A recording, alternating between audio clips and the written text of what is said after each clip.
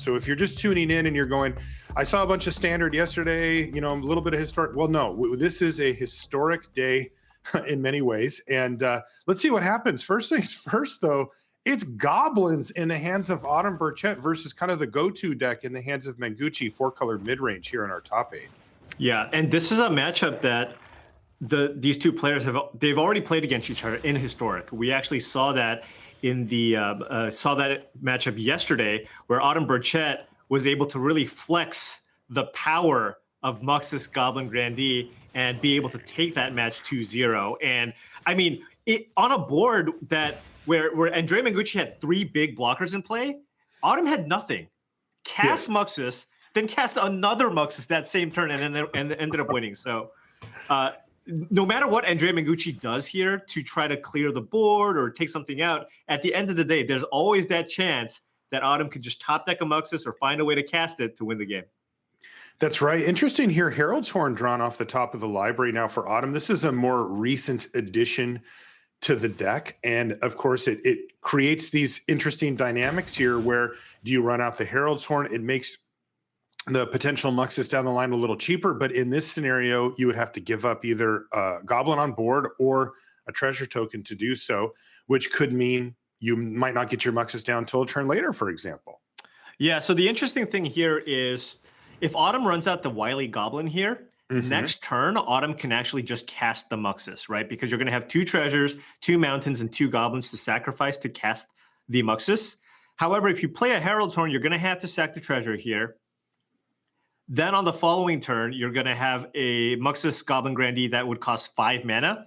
So then Autumn would need to draw a mana source to be able to pull that off.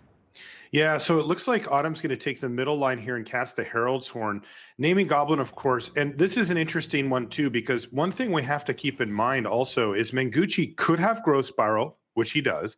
And that means he could have 4 mana on turn 4, which could allow for Yasharn to hit the battlefield, which actually prevents a lot of that mana generation that you just talked about, Paul.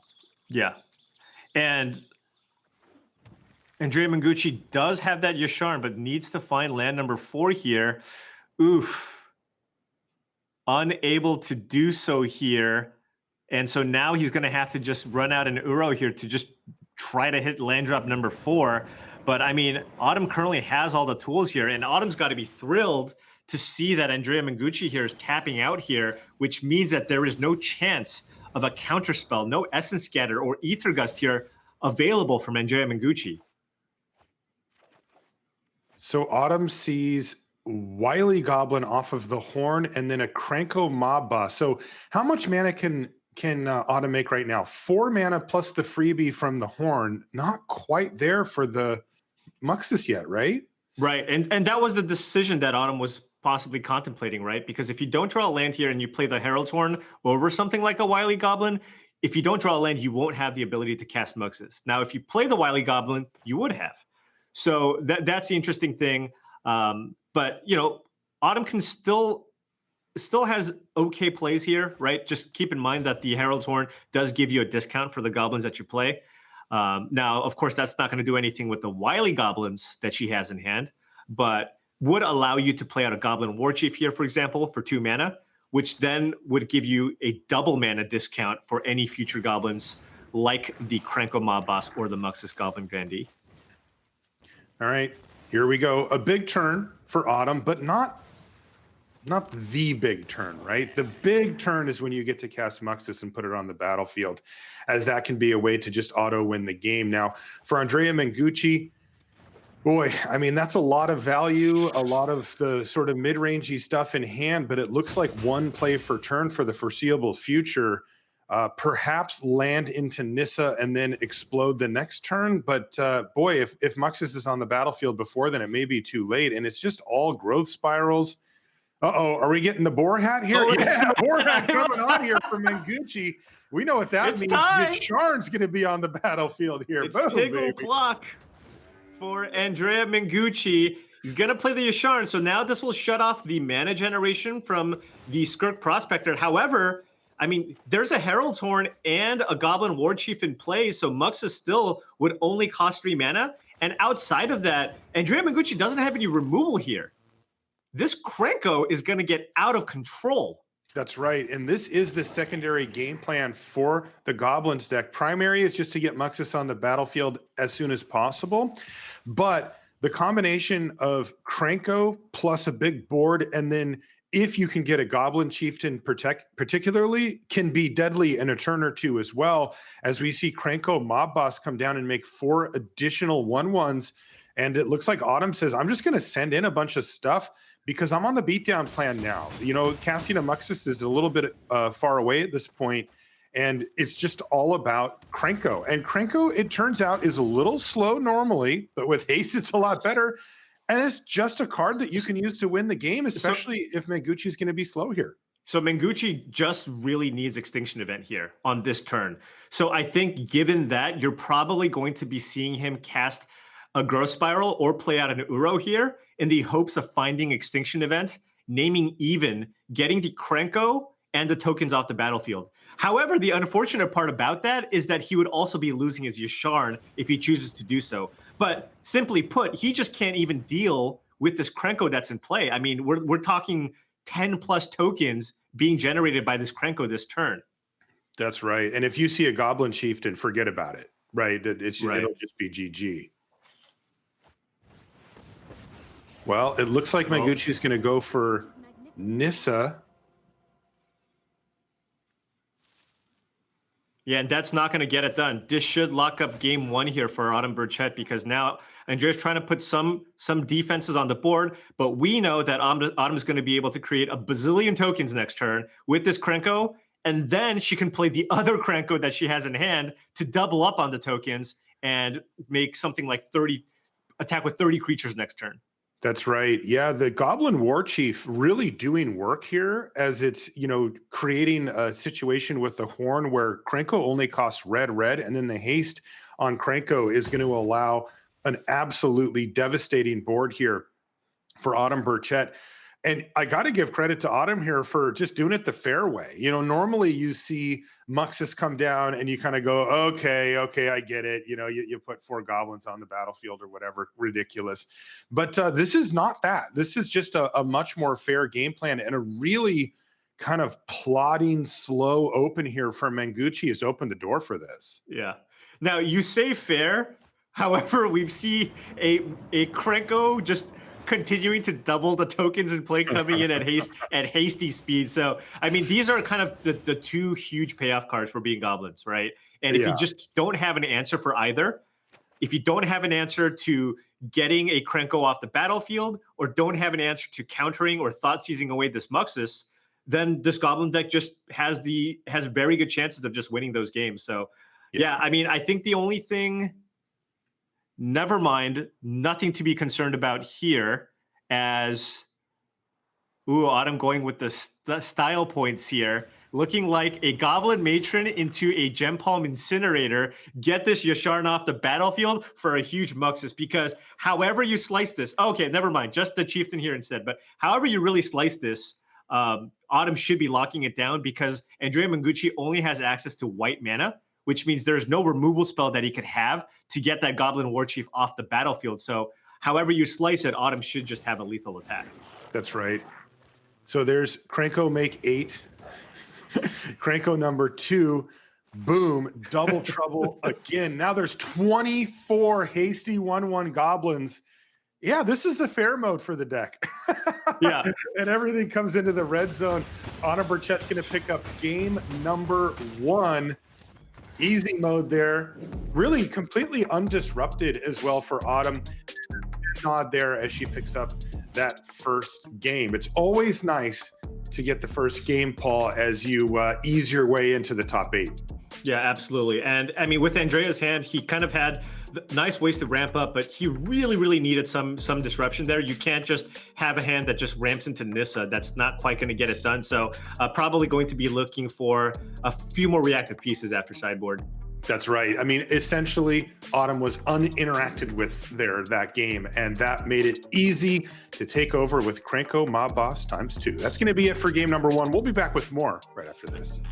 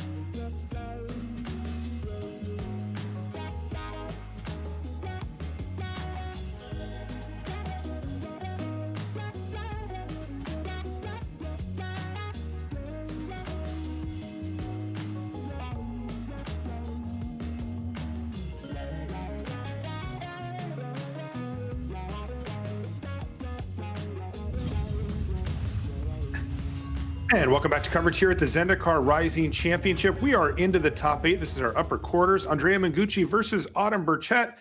Things going well for Autumn here. Game number 1 was a pretty straightforward affair there. Autumn ultimately ended up swarming Andrea Mengucci's Yasharn with something like 30 goblins attacking for lethal as players now go to sideboards. How much better does it get for Mengucci post board here, Paul? Significantly better. You're going to see Cry of the Carnarium as a card that's going to be brought in. In addition, you're going to see Eliminate, Disdainful Stroke, and the full 4 copies of Ether Gust after sideboard. So those are all really excellent answers to a lot of those problematic cards that you saw in the matchup, namely Krenko and Muxus. All right. Now, of course, being a mono red deck in the hands here of Autumn Burchett, especially a mono red basically combo deck, you don't have a lot of wiggle room, right? You can't go peeling off a whole bunch of the cards in your deck and changing the way that it fundamentally operates. You can maybe take a few picks here or there. Yeah, the one nice thing to note, though, is the fact that Autumn after sideboard will be bringing in the full 4 copies of Herald's Horn. In addition, there's a Chandra Torch of Defiance as a card as well. And when you look at the removal suite that these 3 Sultai midrange or 4-color midrange decks have, they don't really have a lot of answers to those types of permanents, planeswalkers or artifacts. So Herald's Horn and Chandra should do a lot of work in this matchup because they simply can't be answered by those spot removal spells like Sweepers or Eliminate. Yeah, I have to say Herald's Horn was a big player in game number 1. It really did good work for Autumn, and you can see why she's decided to include those in her list. Let's get underway here. The ideal start, a Skirk Prospector here for Autumn Burchett. On the other side of the battlefield, is there a Growth Spiral? Yeah, there's actually a couple of them in hand, but there's also Ether Gust at the ready. And key here, Paul, there's a Disdainful Stroke. That'll cover the first Muxus. Yeah, much better start here for Andrea Mengucci as he now has the ability to Growth Spiral, get his ramp strategy going. He's got the Yasharn to maybe slow down some of the sacrifice cards, but more importantly, having access to those counter spells for potential Krankos and Muxus. Muxi? Muxies? I don't know. Muxies. Well, I like Muxies. Chat, what do you think, chat? Muxies. Muxies. Here's Growth Spiral in response to the Mind Stone, as that will be the only play here for Burchett. Before she passes the turn back over, and here we go again. Got to get that boar hat out because it is time for Yasharn. Just keep it on, man. Just keep it on. Correlation with the boar hat coming out with winning the game, but hey, Yasharn's on the battlefield, and you got to look the part. You got to run it back. Oh man. People say Muxin. Muxin. Okay. Yeah, because the plural of a mox is moxin. So if a mux, that's fair. Maybe I don't know. But it's a stretch, Paul. Yeah. And so the really nice thing about this play here from Mengucci is, sure, the window might be open here for Autumn to resolve some kind of a permanent, but because Ether Gust also doubles as a way to just deal with something that may come into play, he's not in that much trouble. Let's say if Autumn just tapped out and just slammed a Krenko, Andrea would have an answer there with the Ether Gust. And also the follow-up play with that Disdainful Stroke too, because the cards that are really problematic that you really care about are the ones that cost 4 or more. You have the Ringleader, the Chandra, the Muxus, and of course the Krenko. You see the Phyrexian Tower in hand here for Autumn, but that's another victim of Yasharn. Yasharn does have a meaningful impact as far as slowing down the Goblins player by maybe a turn or sometimes 2, which is a big deal. It counts, but you need to have more. You still need to interact. You can't let the Goblins player just be left unchecked, as we saw in game number 1. So Mengucci, this time with an interactive hand to go with the Yasharn. Let's see if he can put together a victory here and force a game 3, or if it's going to be Autumn advancing. Yeah, and you also can't ignore the fact that Yasharn is just a 4/4 body, right? Mm-hmm. I mean, you just play it, and your strategy of just trying to peck in for a couple points of damage here and there is not really going to do anything. So now with that Yasharn in play, Autumn either needs to find a way to get this Yasharn off the battlefield or try to go wide with cards like the Muxus and the Krenko.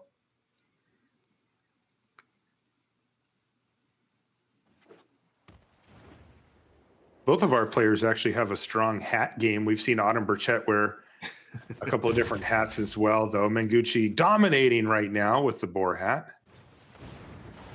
And there's that Cry of the Carnarium to reset the board. Autumn says, okay, yep, you did it.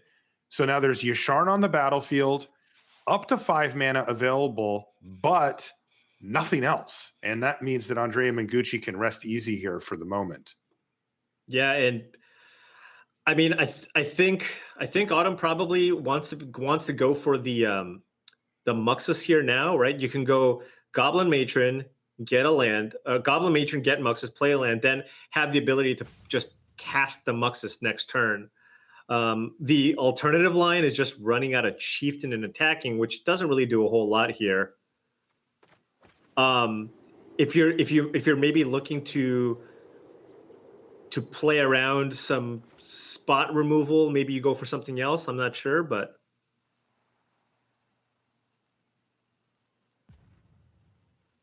given Mengucci's hand, currently with what Autumn has, things don't look all that great for her. No, not at all. Chip in for a couple of damage, but the damage race is clear here in favor of Andrea Mengucci, particularly with all of these different ways to interact. Autumn's going to have a very difficult time building out the board. Now, it is kind of interesting because Mengucci is very much all in on Yasharn as the only threat. The rest of his hand has all been lands or reactive spells plus growth spirals. So now he's got Gust, Disdainful Stroke, Eliminate. But the truth is, Autumn actually has a very difficult time getting Yasharn off the battlefield. You know, they added Chandra's to the list to help aid in that way. But this Yasharn could easily just go the distance on its own. Yeah, and I wonder if Mengucci is just kind of on the Tempo Pig plan here. Tempo Pig, nice. Tempo Pig. Is that the new name of the deck? Four-color Tempo Pig. I love it, Paul. You just invented a new deck. So just to try to keep that Goblin Matron off the battlefield and just keep getting in with the Yasharn here. A little awkward here for Burchett. Puts the Matron back on top, but it would get shuffled away by this Matron. Right. So actually a nice hard counter there, if you will, from Andrea Mengucci, as it's going to shuffle this other Matron away. Yeah, and I wonder if there's a way for Autumn to maybe try to play around Disdainful Stroke, although at the same time, it's a one of, right? So yeah, you should probably be just more thinking about Ether Gust, because that's a 4 of, and other, the Essence Scatters that Andrea Mengucci will have. And because Autumn is currently at 9, I mean, I think you probably just want to go for Muxus here and hope for the best. That's right. We see that Disdainful Stroke waiting for Muxus, which was what Autumn ended up getting, but with nothing for sure on top of the library here. This is going to be pretty all in on Muxus. We know that that's going to get countered by Disdainful Stroke. And the question is, can the Tempo Pig plan get there for Mengucci, as Autumn's at a fairly awkward life total for Mengucci, right? It's actually a 3-turn clock rather than I would hope it would be 2 from Mengucci, yet Mengucci draws Eliminate for the turn and still doesn't have another threat. Yeah. This I know there was open up the door potentially for Burchett to top deck another Muxus. Yeah. No, that definitely is a consideration here, because Autumn still has 3 turns here to basically find a way to get Muxus into play. That's right. And it looks like she's going to go for a chump block here to try to maximize the number of turns possible. Another mountain off the top of the library. That is not what you want to see if you're Autumn Burchett. You really do need to see more Muxus, and soon. Yeah. A Shatter Skull smashing off the top. I know there's already 2 in play. I believe there's 3 in the deck, so that would be a way to get this Yasharn off the battlefield. But yeah, I mean, we have now fought through that counterspell. And so if there's a Muxus off the top, yep, we've got a shot. The way is clear. Now, I will say the Eliminate in hand. Oh, there was a Muxus off the top, Paul. That's a Muxus. Okay. That is exactly what Autumn needed to see. My now, the goodness. Eliminate could break up the party, at least on some level. But let's see what happens. Muxus on the stack and spin the wheel. Gucci can only nod and hits 3 things. Way. What is it? Goblin, Matron, Skirt Prospector, and a War Chief. So that is not an instant victory, but a matron I don't want being this hat. part of It's an that unlucky equation hat. means that, yeah, he's going to take off the hat. A matron being part of the equation means that there could easily be another Muxus next turn. Yeah. Incredible sequence there for Autumn Burchett. Yeah, unreal. And Mengucci does have the eliminate here, so he won't die on the spot. Right. He will be able to get that war chief off the battlefield, so the Muxus will not have haste this turn. But Autumn should have a pretty good follow-up here. This is actually very heads up. Given that the war chief's in play, Autumn can actually just go ahead and get a chieftain, and there's no window for Andrea to respond here. So once this is resolved, Autumn can immediately play the chieftain, and Andrea won't, and Autumn will be able to get the discounted price here. Wow. So maybe Andrea should have looked to eliminate the war chief in response to the matron to prevent dying this turn. It has to be with Muxus, right? Because Muxus gets the big pump. I think this is an attack for 11, potentially. So you kill the chieftain. Or chieftain dies, I mean? Yeah, so you kill the chieftain, and that's 10 damage, plus there's... No. What about Muxus? Muxus gets right. This might be exactly lethal. Oh, wow. What an insane sequence here. No, it's 11. I think it's 11 even after the Muxus pump? Right. So the Muxus gets... So attack, trigger on the stack, you're going to kill the chieftain. Then the war chief gets you for 2. There's a 2 1/1s and then the 4/4. And then the Muxus will get +3/+3 from the other goblins. 7, 8, 9, 10, down to 2. And that was the all-in play. And it's Nissa. Haste creature off the top. What? One of the few haste threats possible. Oh my God. And that'll earn him the victory. Oh, whoa, my goodness. That was the close what one. What is this game? Deserves another. That is incredible. Wow. Absurd. What a sequence at the end there. Goodness. Really interesting to focus in. Look, Andrea Mengucci found one of his few hasty ways to get in for damage. That part was easy for him.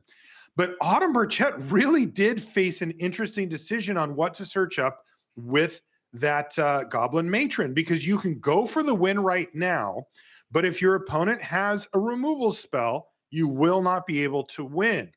And otherwise, you could go for a Muxus. But the interesting part with that, too, is that Mengucci has to decide when and how to use the removal. And if he had already done the math on, okay, you can go get Chieftain, I can survive it, then it works out where he can hold on to that. If he hadn't, and it just happened to work out, well, hey, then, you take what you take. But what an insane sequence. 2 absurd top decks down the stretch. I mean, perhaps Mengucci saw that line and knew that he wasn't dead and wanted Autumn to just tap out, because the only way he would come back is if Autumn was completely tapped out, all the creatures were turned sideways, he survives, and his only out is to top deck Nissa for that last few points of damage. And if you're an Autumn seat, though, you have to think, okay, so the way I lose is an instant speed removal spell into Nissa off the top. All right, so do you think that Mengucci saw that? I'm not sure. That's a lot. I'm not sure. Mengucci is one of the best players out there. I wouldn't be shocked, but at the same time, that is a lot, right? Because remember, that also is trying to set you up for this victory where you might be able to play a regular game otherwise, right? I'm just going to say I will almost always give the benefit of the doubt to these MPL players. Agreed. So I am going to say that he knew that he had a very slim chance of winning there, unless he basically got Autumn to potentially tap out and draw that Nissa off the top. So I would like to think that he was playing kind of to his outs. But I mean, what insane back and forth from both sides, right? It looked like Andrea was pretty close to locking it up there. Then Autumn finds the Muxus off the top. Then it looks like Andrea's pretty much dead. Then a Nissa. Goodness. Unbelievable sequence down the stretch. And that's going to produce a Game 3 decider between Andrea Mengucci and Autumn Burchett. Autumn coming in as our #1 seed, has been on an absolute tear over, well, the past year and a half, 2 years. It's quite a run. as Autumn has propelled herself to really being one of the world's best players. Yeah, without a doubt.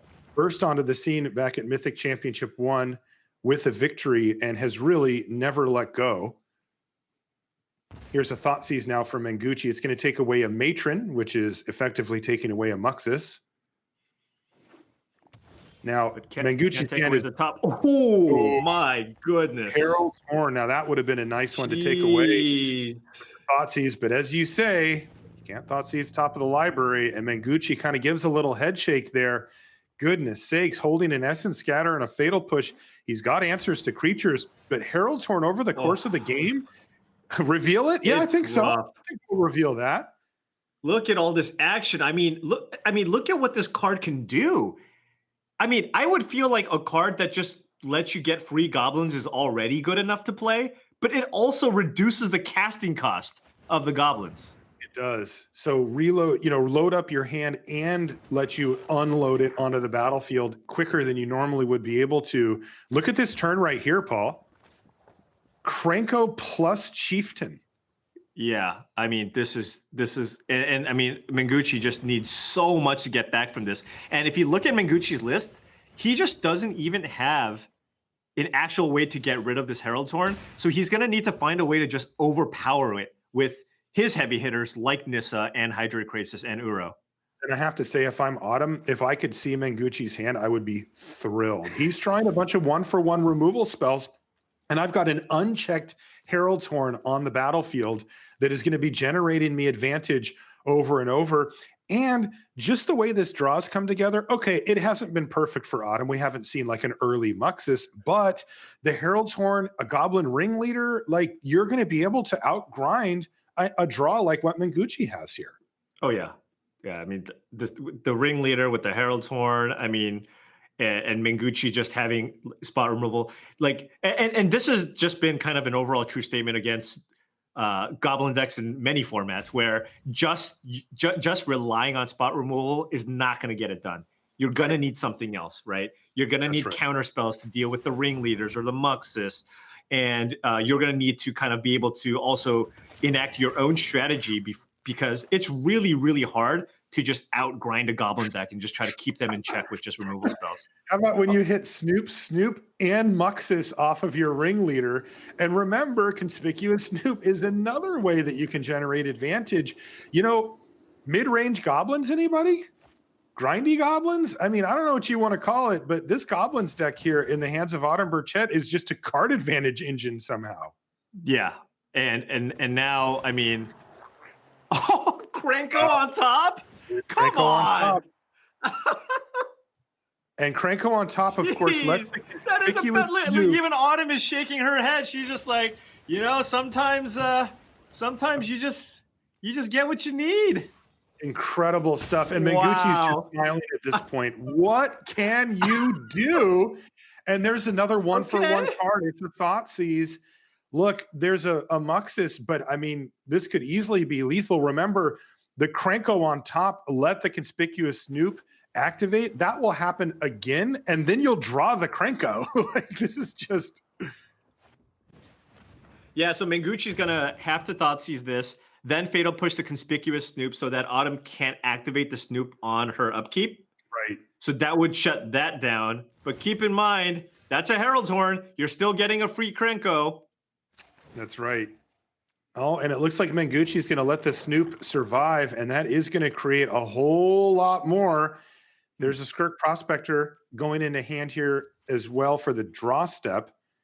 Boy, and a War Chief on top too. Oh, you can cast that right now. That is really good enough, and that's going to be Autumn Burchett winning the match 2-1 and advancing here in the upper quarters.